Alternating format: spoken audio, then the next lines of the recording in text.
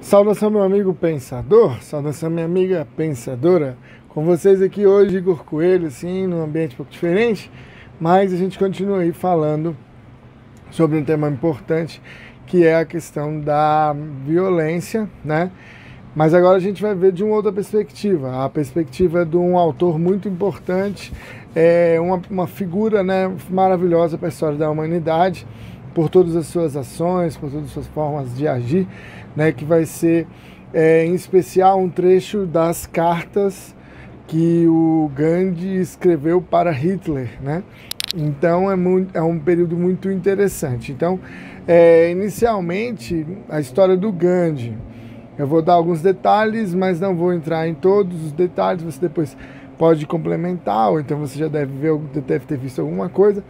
Então a história do Gandhi, o pai dele era ministro, né, da província, e ele então teve acesso a uma boa educação, né, e logo ele foi estudar na Inglaterra, fez direito na Inglaterra, e isso é interessante porque é até já uma forma meio de contrariar o que era estipulado pelas castas, mas aí ele foi, né, e estudou e tal, retornou. Quando ele retornou, a mãe dele já tinha falecido, então ele ficou ali meio assim, sem muito chão, aí acabou aparecendo uma oportunidade para ele na África do Sul. Então ele vai para a África do Sul e lá ele começa a ter o contato com a realidade do racismo, né, da violência, da discriminação. Então isso vai fazer com que ele tenha uma consciência social. Então isso é muito importante, porque aí ele muda um pouco a forma dele de agir, de pensar, e começa então a defender essas causas. Aí ele vai ser preso, né? Algumas coisas vão acontecer, e aí, isso em torno de 1917, por aí. Então ele vai acabar retornando, né? Conseguir sair e retornar para a Índia e liderar o movimento de emancipação, de independência indiana frente a Inglaterra. Então isso é muito importante aí você saber. Agora, importante também é o como. Então como que o Gandhi vai fazer? E aí ele propõe um método que é o Satyagraha, que é a resistência não violenta. Então, utilizou lá esses termos do Sanskrit, que é essa busca pela paz, né? Mais ou menos literalmente falando. Então esse Satyagraha vai ser esse método que ele vai desenvolver de não agressão, de fazer algumas coisas, por exemplo, não lidar com desejos, não buscar posses, né? Fazer às vezes boicote para alguns produtos, no caso indiano, no caso inglês, perdão. Então assim, ele vai trazer uma noção bem interessante e com isso ele vai conquistar muita coisa. Então vai fazer a Marcha do Sal, que eles vão fazer essa caminhada de mais ou menos 400 quilômetros. Depois ele vai pedir para os ingleses saírem da Índia.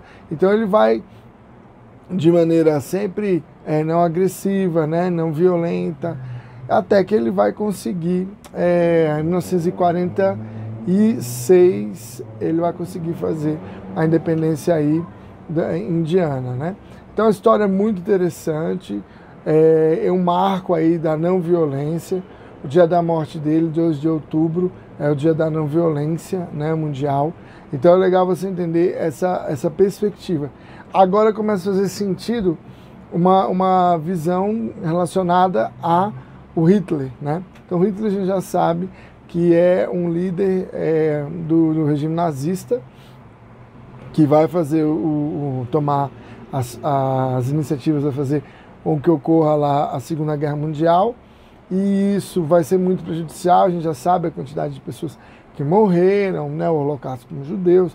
Então tudo isso vem. Então, um pouco antes, alguns meses antes, o Gandhi escreve uma carta falando, né, de maneira amistosa, pedindo ali, até de maneira humilde, que ele não procedesse dessa forma e tal, que ele poderia não levar a humanidade para esse ponto, né?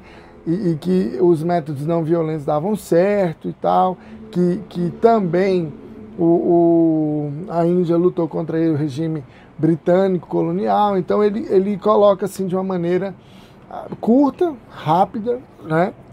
E aí ele tenta mostrar para o Hitler esse caminho. Depois de um ano, a guerra já tinha começado, né? Então aí Gandhi escreve novamente. Só que dessa vez o Gandhi é mais efusivo, mais direto, já coloca algumas coisas mais sérias, falando ali da relação da violência, falando que esse método que ele utilizava, uma hora ele ia ser superado pelo seu próprio método, né? Então você vê, né, a forma como meio que o Gandhi já meio que previa, né, as questões estratégicas, né, que o Hitler usava. Ele já meio que percebeu que não ia dar certo. Falou muito do legado, da questão da história, do que ficaria para o povo, né, para a história daquele povo sobre essas atitudes. Então ele tenta convencê-lo na segunda carta de uma maneira mais direta, mais dura, às vezes, em alguns pontos, né? São duas cartas que são muito importantes, né? Tem várias cartas que são trocadas entre pessoas importantes, mas essas daí marcam. Não tem respostas, não temos aí a resposta do Hitler, né? Na prática, a gente não sabe muito bem o que aconteceu. Alguns autores dizem que as cartas foram interceptadas, outros autores dizem que não obtiveram respostas ali pelo alto comando, né, nazista. E o que se percebe é que o Hitler não deixou de pensar como pensava, né? Até a própria morte do Hitler. Então, são momentos que você tem que observar a violência, ela vista como um grande mal e vista também como algo que pode ser evitado. Então, é esse grande ponto que ele chama atenção. E as relações dos estados, elas geram conflitos, mas é possível chegar no consenso, no denominador comum, que é mais ou menos o pensamento do Gandhi. Beleza? Então é isso, a gente vai dar uma paradinha aqui. É muito interessante, não esqueça de ler as cartas, elas são curtas, elas são tranquilas, você consegue ter acesso aí, tá bem fácil. E as cartas trazem essa tentativa do Gandhi humanista, né, humanitária, né, não agressiva, não violenta, de tentar refrear os impactos aí da Segunda Guerra Mundial, tá certo? Então, muito obrigado pela tua atenção, vou nessa e a gente se vê por aí, um grande abraço.